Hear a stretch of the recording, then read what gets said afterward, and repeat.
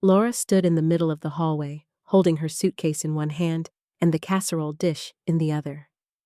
She had baked it that morning, her daughter's favorite. Creamy chicken, golden crust, seasoned just right. Her hands trembled slightly as she looked around. Everything felt different, cleaner, colder, like she had entered a house that had long stopped feeling like home. "Come on in, Mom," Jessica called from the kitchen. Her voice was casual, too casual. "Just set your stuff by the stairs. Mark's in the den with the kids." Laura stepped forward slowly. The hallway was filled with family portraits, but none included her. There was one of Jessica and Mark on a cruise, another of the twins at their school recital, and even the dog's birthday photo framed neatly beside the thermostat. But not a single one of Laura. She put the dish down on the counter, then turned to her daughter. "Thank you for letting me stay. I'll make myself useful. Help with dinner, pick the kids up from practice. I won't be a burden." Jessica smiled, but it was tight around the mouth, the kind of smile that says, "Let's not pretend this is easy for me." "It's just temporary, Mom, until you get back on your feet. You know, with the divorce and all." Laura nodded. "Of course, I understand." Jessica glanced toward the door at the end of the hall. "So, we cleared out the basement. It's got a bed now. There's a bathroom down there, kind of. You'll have your own space." Laura blinked. "The basement?" Jessica looked apologetic.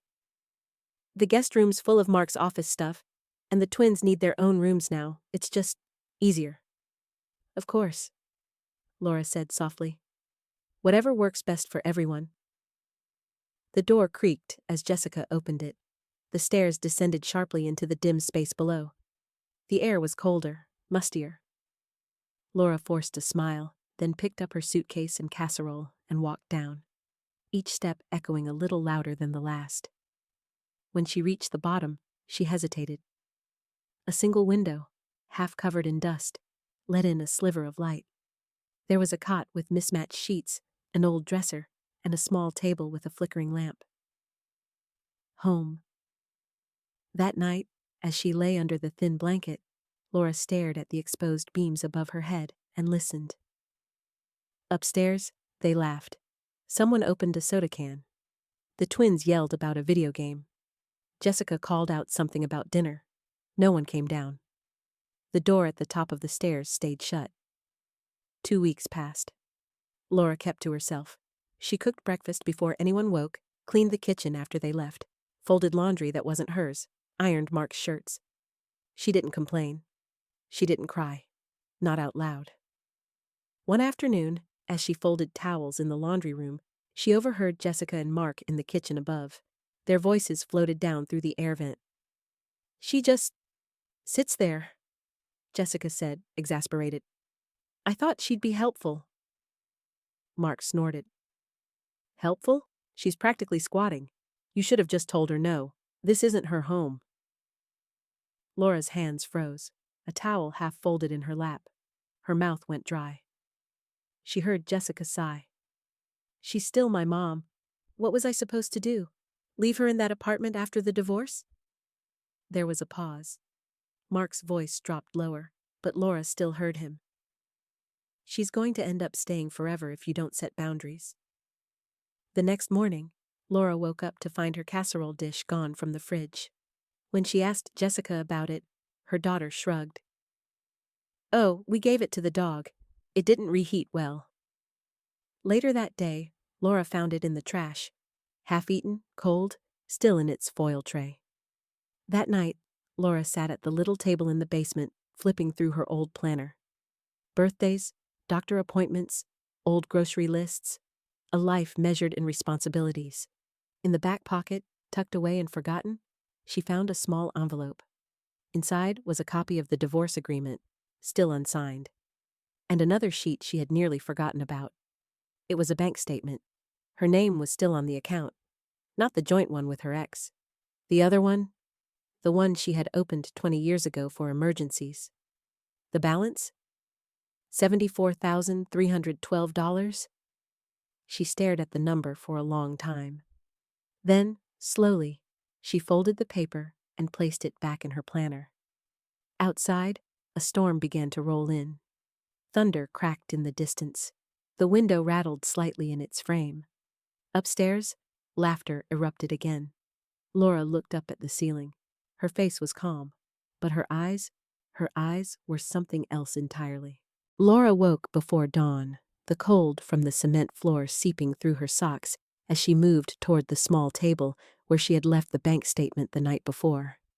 She lit the lamp and sat in silence, watching the shadows stretch across the walls, remembering the sound of her daughter's laughter above her head while she ate dinner alone in a basement that smelled of mold and disuse. She had given Jessica everything: birthday parties crafted by hand, scraped knees kissed better, late nights at the sewing machine when they couldn't afford new school clothes. And now her presence was treated like clutter, tucked away out of sight. She thought of the casserole dish, discarded, uneaten, the towel she folded that Mark used to wipe up spilled beer. The way Jessica avoided her gaze now, like looking at her mother too long, reminded her of everything she didn't want to become. Laura opened her planner again, tracing her finger down the numbers, 74,312, sitting quietly on that piece of paper, like a whisper from her past saying, "You are not done yet." She got dressed slowly, pulling on her warmest sweater and fixing her silver hair into a bun, applying a little lipstick even though no one would see. Not yet. She took the stairs up quietly and paused at the top. The door was locked. Locked from the outside. Her breath caught in her chest. She rattled the handle once, then again. Nothing. No sound from upstairs. No voices. No footsteps.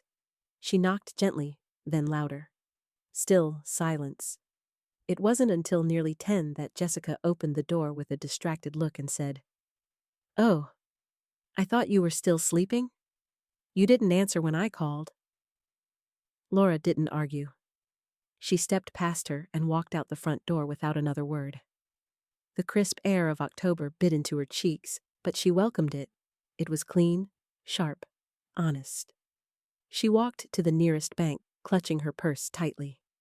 Inside, she met with a woman named Danielle, young and polite, who didn't ask why Laura's hands trembled when she signed the papers to reactivate full access to her long-forgotten emergency account. "Will this be a large withdrawal?" Danielle asked. Laura smiled softly. "Not yet, but soon."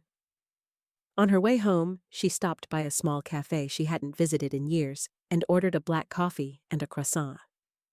She took her time, savoring the moment, the sound of life around her, plates clinking, people chatting, music humming low and pleasant. For the first time in weeks, no one asked her to clean something or move out of the way. No one looked at her like she was a guest in a place she no longer belonged. That night, back in the basement, Laura began making a list. It wasn't long, just 5 items, each one simple, deliberate. 1. Find out who owns the house. 2. Visit lawyer recommended by Diane. 3. Talk to real estate agent. 4. Renew driver's license. 5. Get her own phone. Her flip phone had died months ago, and she had been borrowing Jessica's, temporarily. But that wouldn't do anymore. She ripped the list from her planner and folded it into her coat pocket. Days passed. Laura was careful. She cooked breakfast, cleaned, nodded politely. She made herself smaller, quieter. But each night, when everyone was asleep, she turned on the little lamp in the basement and added to her list. 6. Open P.O. Box. 7. Make copies of house documents. 8. Check credit report. She found Mark's folder one afternoon while dusting his office. He had left it unlocked. Inside were property tax documents. The house was in Jessica's name, but only for the last 6 months. Before that, it was in Laura's name. The original deed was still in the file. She scanned it on her phone, emailed it to herself, then erased the message. On a rainy Tuesday morning, while Jessica was at yoga and Mark had taken the twins to school, Laura met with Diane's attorney. He was an older gentleman with thick glasses and a voice like gravel. He read the documents, nodded slowly, then looked up at her with something between admiration and concern. "You've got leverage," he said. "Not enough to take everything, but enough to make them sweat." Laura nodded. "I don't want to take everything," she said. "I just want them to know I'm not furniture." When she returned home, Jessica was in the kitchen, arms crossed. "You went out again?" she asked. "You could have told me." Laura smiled. "You were busy." Jessica narrowed her eyes. "You know, Mark and I were talking. Maybe it's time to think about what's next. I mean, how long do you plan on staying here?" Laura didn't answer. She just looked at her daughter, the lines around her eyes, the way her fingers drummed on the counter when she was nervous, and said, "Not long." That night, she didn't sleep. She sat at the table with her planner, her list, and the copies of every legal document she now had in her possession. She stared at the ceiling, not with bitterness, but with calculation. She had one last thing to do, the final item on her list. Number 9, find the perfect apartment, the one with sunlight and space and dignity. And tomorrow, she would go sign the lease, with a little help from her emergency fund, and something else they didn't know she had. She turned off the light. The ceiling creaked. A voice upstairs, Jessica's, laughing. But this time, Laura didn't flinch. She closed her eyes and whispered to the dark, "They're going to miss this basement once I'm done with them." Laura woke early and dressed with precision, choosing the navy sweater that always made her feel sharp and the black slacks she had ironed the night before, the fabric still holding warmth from the steam. She tied a silk scarf around her neck, gifted long ago by her late sister, and placed her documents in a neat folder, then slipped them into a canvas bag. Today was the day. She crept up the basement stairs and, as expected, found the door locked. No knock this time. She simply waited. 7 minutes later, Mark opened it with his usual half-surprised, half-annoyed face. "You up already?" he asked, toothbrush in his mouth. "Going out?" Laura smiled sweetly. "Just a little fresh air." She stepped past him, letting the scent of his cheap cologne fade behind her. The sun was already peeking through the clouds, casting a golden hue across the street as she walked. Her steps were steady, silent with purpose. The leasing office sat just 4 blocks away. Modest building, ivy creeping up its sides, a single receptionist humming behind a desk. Within 20 minutes, Laura had signed the papers. 1 bedroom, 2nd floor, balcony overlooking the park, and, most importantly, no one above her. She paid the deposit in full. The manager handed her the keys and a welcome packet. "You'll love it here," she said. Laura nodded, squeezing the key until her palm ached. She didn't stop there.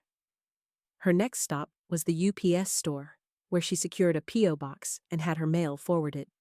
She even printed new return address labels.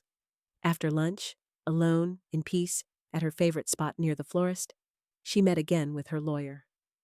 "It's all lined up," he told her. "You've got the upper hand."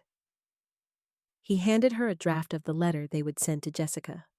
Calm, polite, cold. The kind that hits like frostbite. She would serve it next week, after she moved. At 4 p.m., Laura returned to the house. She walked in the front door, unannounced, like a ghost no one expected. Jessica looked up from the kitchen island, startled. "You were gone all day." "I had errands," Laura said, setting down a bag of groceries she bought with her own money. "Didn't think you'd mind?" Jessica opened her mouth to speak, but Laura was already walking past her, heading for the basement door. "Mom!" Jessica called, unsure. Laura paused.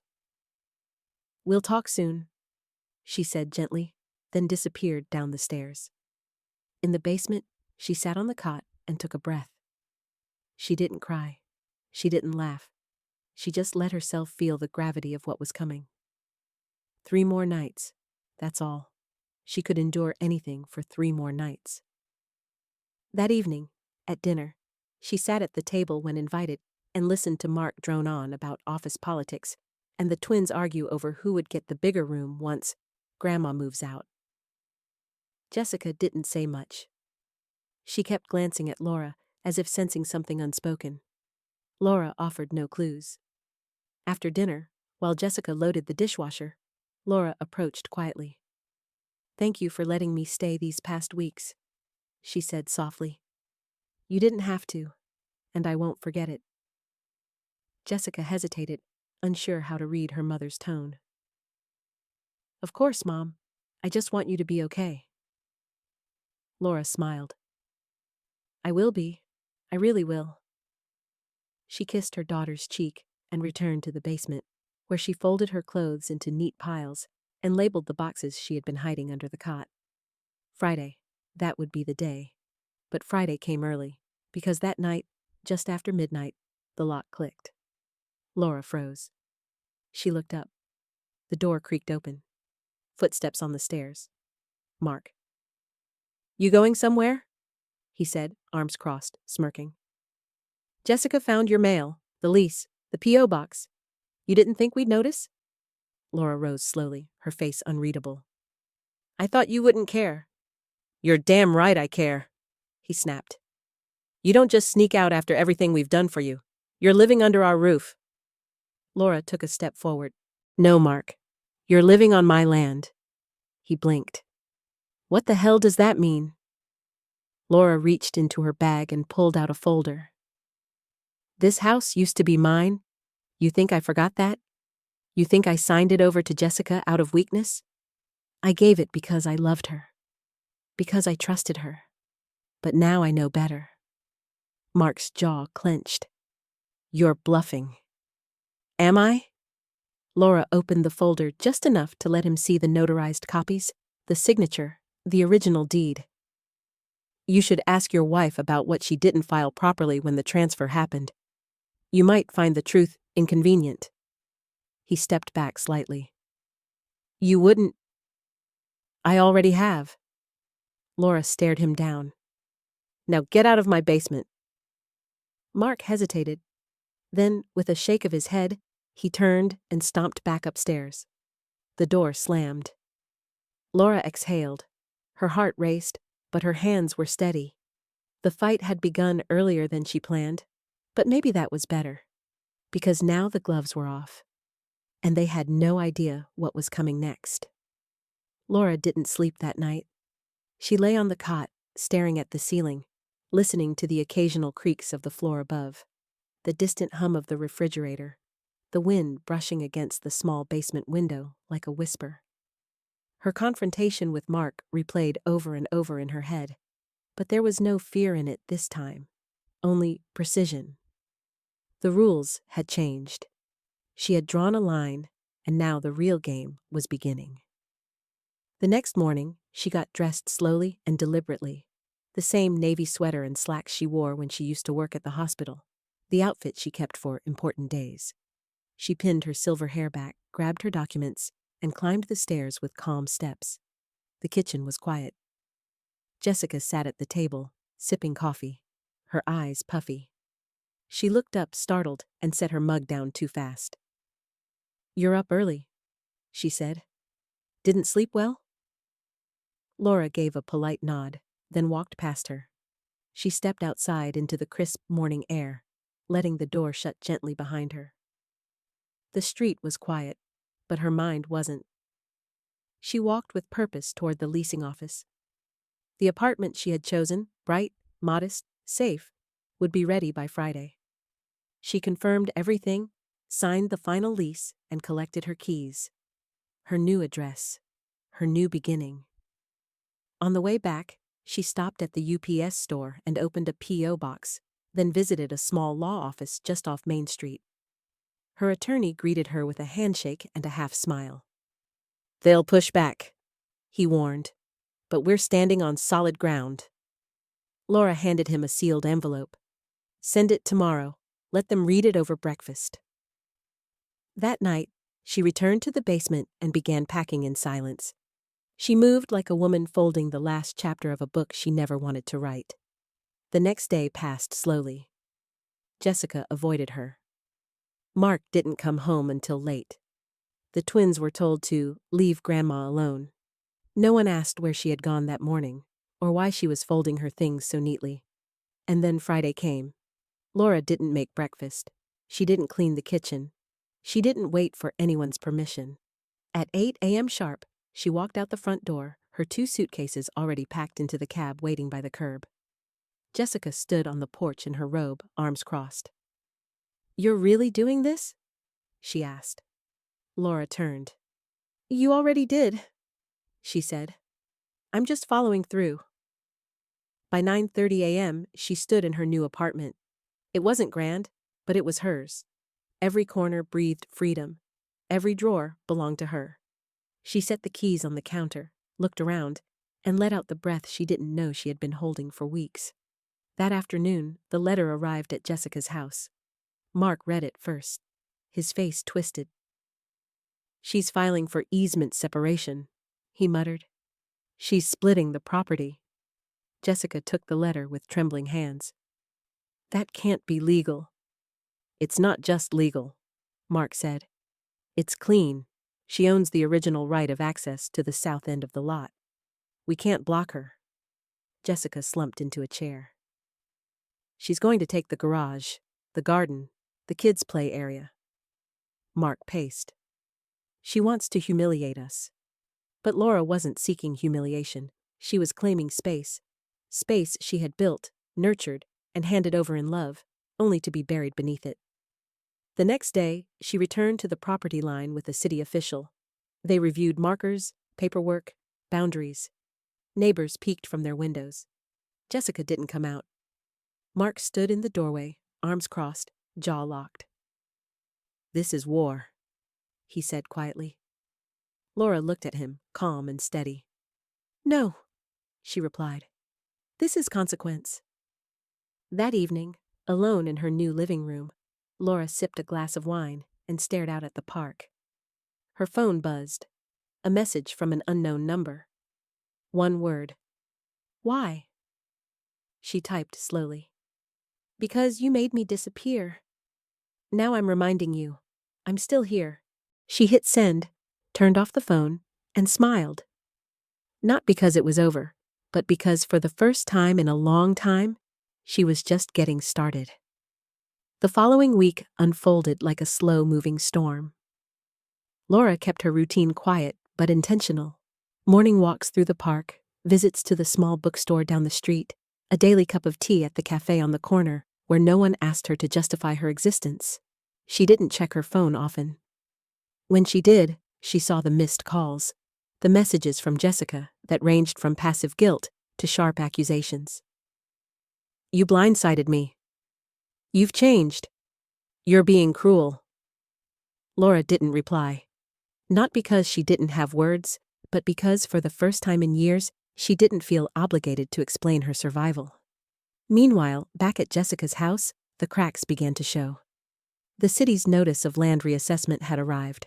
The garage now officially sat on a disputed portion of the lot. Contractors who had once been hired to upgrade the patio were pulling out. One neighbor posted about drama on Maple Street in the local community group. Mark was livid. He demanded Jessica call her mother and fix it. Jessica tried. She sent a carefully worded email offering to talk things out and maybe reach a fair compromise. Laura read it twice, then pressed delete. That Friday, Laura met with her lawyer and signed the final motion to enforce the property boundary adjustment. "They're going to try and delay," he warned. "But they don't have standing anymore." Laura nodded. "Let them try. They'll burn more energy than I will." On Saturday morning, there was a knock at her door. Not a call, not a text, a knock. She opened it to find Jessica standing there in jeans and a sweater that looked like it hadn't been washed in days. Her eyes were tired. Her expression wasn't angry anymore, it was scared. "Can I come in?" she asked. Laura studied her daughter for a long second. Then she stepped aside. Jessica sat at the small kitchen table, fiddling with the strap of her purse.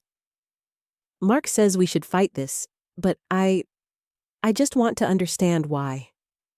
Laura poured them both tea. She sat opposite her daughter, calm and quiet. "I didn't start with revenge in mind," she said. "I just wanted to feel like a human being again." Jessica swallowed hard. "I didn't mean to treat you like—" "You locked the basement door, Jessica." Silence. "You let your husband speak to me like I was some old stray. You deleted me from family photos. You fed my food to the dog." Jessica's eyes filled. "It was temporary. It was just until you got back on your feet." Laura smiled bitterly. "I was never off my feet. You just stopped seeing me as someone worth standing beside." Jessica looked down. "What do you want from me?" Laura sipped her tea. "I want you to live with the choices you made. I want you to stop rewriting the story so you don't have to feel guilty. And I want my garden back." Jessica let out a soft, broken laugh. "You always loved that garden." "Yes," Laura said, "because it was mine, because I built it." Jessica nodded slowly. "So, this is it?" "No," Laura said. "This is the beginning, for both of us. You wanted independence? You've got it. You wanted your space? Now you own it, fully. Without me under your roof. And I want the same." Jessica stood, blinking quickly. "I don't know if I can fix this." "I didn't come here to be fixed," Laura replied. "I came here to stop fading." When Jessica left, Laura stood at the window for a long while, watching her daughter cross the street, shoulders curled inward like a child lost in thought. The weight of years hung between them like fog. That evening, Laura went to the back of her building and planted a small row of tulip bulbs near the fence. Hands in dirt, knees on the ground. The act felt sacred. As she covered the last bulb with soil, she looked up at the sky, calm and gray, and she whispered, "They'll bloom without permission." Behind her, the door to her apartment glowed with soft yellow light, warm, steady, waiting. And for once, no one was upstairs to turn it off. 2 weeks passed. The legal process moved forward without delay. Laura received the official notice confirming the land split. Her portion was now legally registered, clean, uncontested. Mark had tried to stall with a counterclaim, but the city had denied it within days. Every title, every record, every oversight they had made now worked in Laura's favor. She didn't brag, she didn't gloat. But when she walked past their house on Maple Street, she no longer felt like a ghost. She felt like a force. The garden behind her new building was taking shape. The tulips had not yet bloomed. It was too soon. But she had added rosemary, lavender, even a small fig tree in a pot. The act of planting gave her more peace than years of silence ever had. One morning, as she watered the soil, her neighbor, an older woman named Marlene, leaned over the fence. "You've got good hands," she said. "That garden was a mess before you moved in." Laura smiled.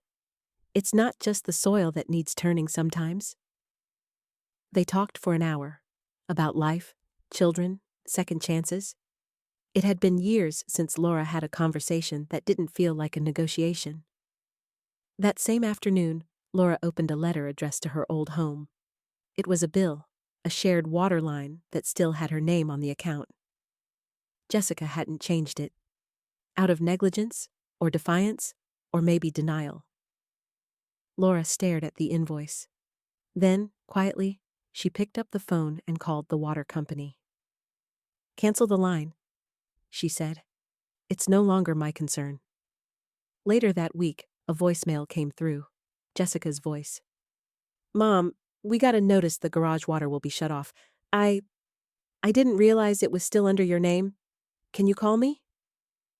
Laura didn't return the call. Instead, she forwarded the notice to her lawyer and made a note to finalize all utility separations. One by one, the ties were cut, not with violence, but with precision. The freedom was slow, quiet, deliberate, and every thread she untangled gave her back a piece of herself. The following Saturday, Laura received an invitation in the mail. A wedding, her niece. Jessica had RSVP'd for the family, without including Laura. The envelope listed her as Miss Laura R. No guest, no guest. That part stung more than she wanted to admit, but she circled the date anyway. She bought a new dress.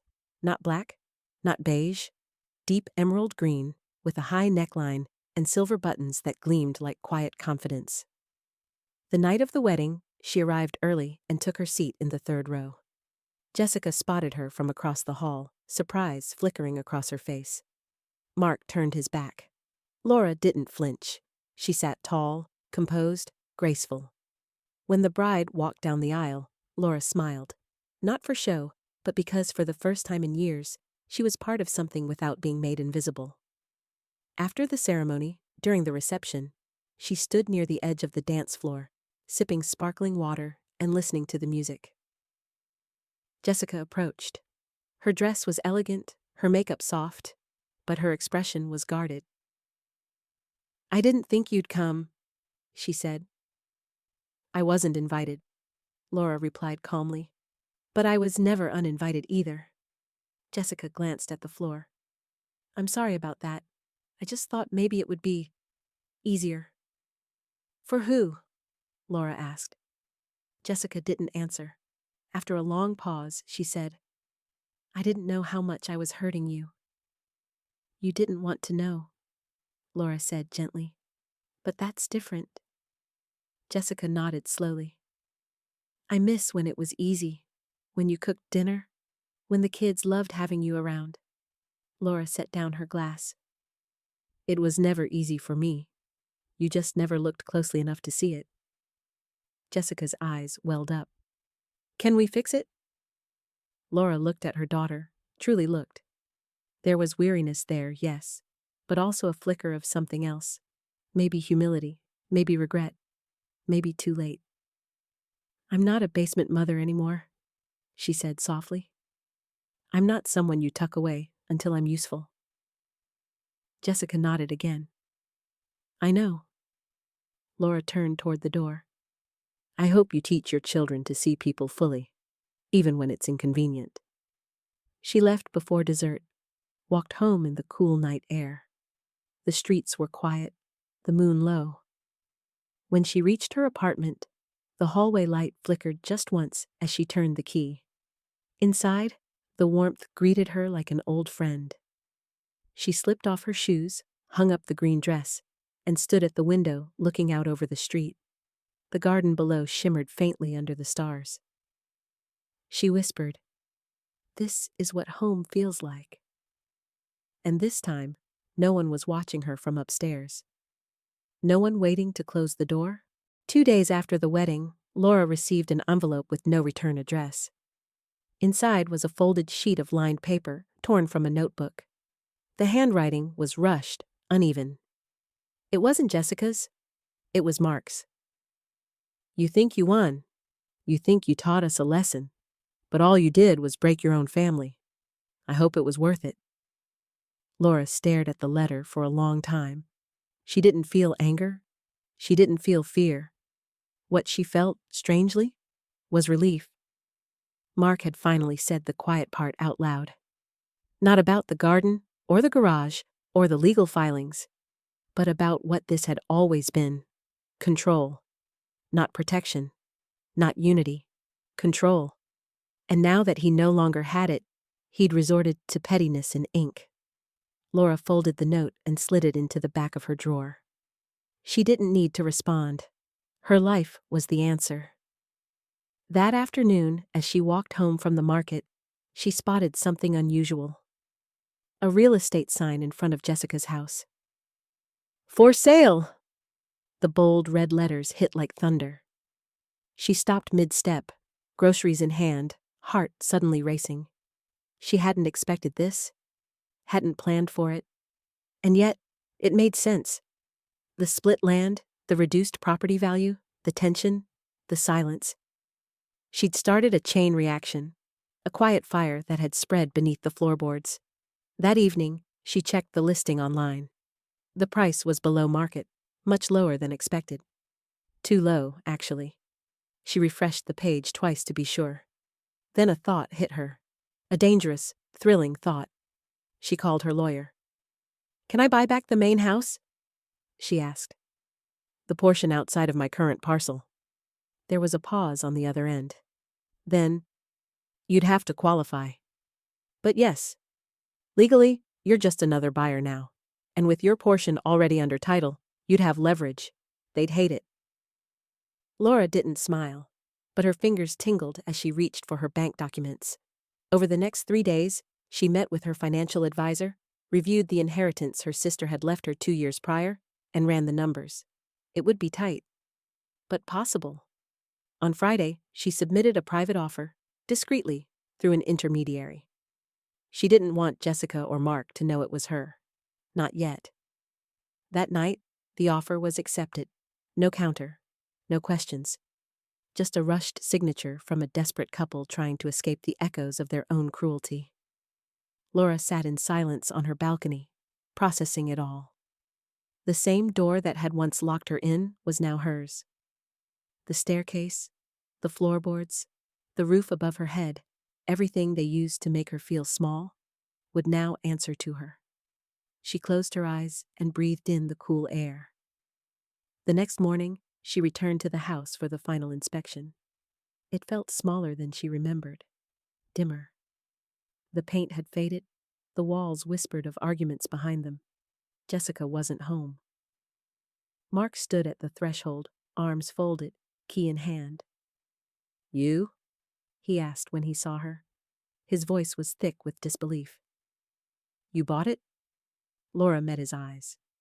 "You sold it." He stepped forward, closer. "What are you gonna do? Live here? Turn it into some kind of shrine to your bitterness?" "No," she said. "I'm going to turn it into something useful." He laughed bitterly. "This was my home." "No," Laura replied. "This was my silence. You just lived inside it." She took the key, stepped inside, and shut the door behind her. Alone now, she walked through each room slowly, touching the edges of the space that once reduced her to whispers. The kitchen, the hallway, the basement door. She opened it. The stairs were exactly as she remembered. Cold, narrow, unwelcoming. She descended one last time and stood in the room where she had folded their laundry, where she had slept beside exposed pipes, where she had learned how quietly a person can disappear. She reached into her purse and pulled out a small plaque she had made at a print shop the day before. She screwed it into the wall with shaking hands. It read, "Here lived a woman who chose herself." Then she climbed the stairs and never went back down. The first thing Laura did after the closing was change the locks.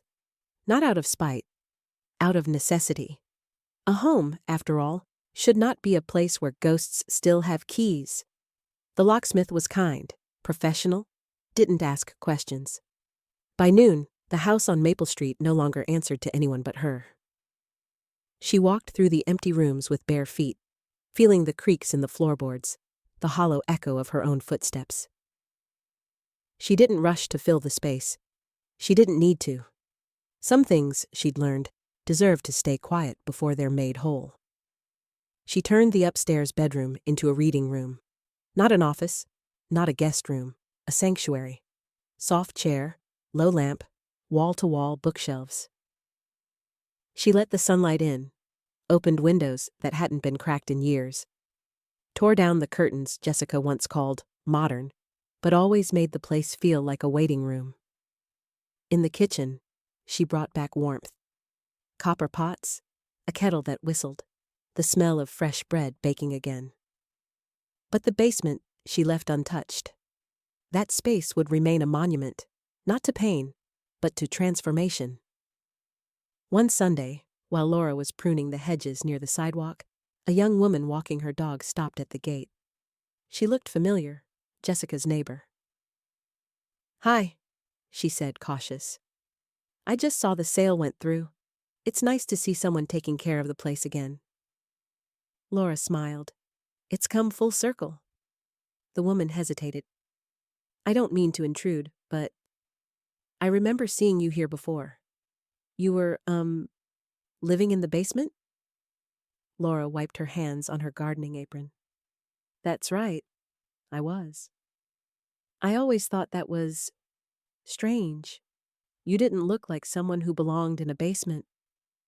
Laura looked up, eyes clear, steady. No one does. That night, Laura sat in her new reading room with a cup of chamomile tea and opened an old photo album.